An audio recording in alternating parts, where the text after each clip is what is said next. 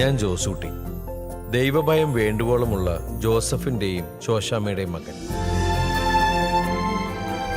ഈ ലോകം മുഴുവൻ ചുറ്റിയിട്ടും ഇവൻ ഉണ്ടാക്കുന്ന പോലെ രുചികരമായ ആഹാരം ഒരിടത്തുനിന്നും കിട്ടിയിട്ടില്ല.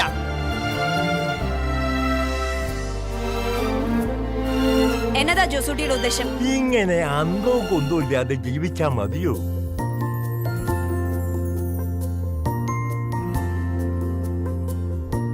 കല്യാണം കഴിഞ്ഞ് ജോസൂട്ടി ജീവിക്കാൻ പോകുന്ന ഇവിടെയല്ല, അങ്ങ് ന്യൂസിലാൻഡില്ല. ജോസൂട്ടി ഡ്രിങ്ക്സ് ഒന്നും എടുക്കുന്നില്ലേ? എന്റെ അപ്പം കഴിക്കാറില്ലേ, അതുകൊണ്ട് ഞാനും കഴിക്കത്തില്ല.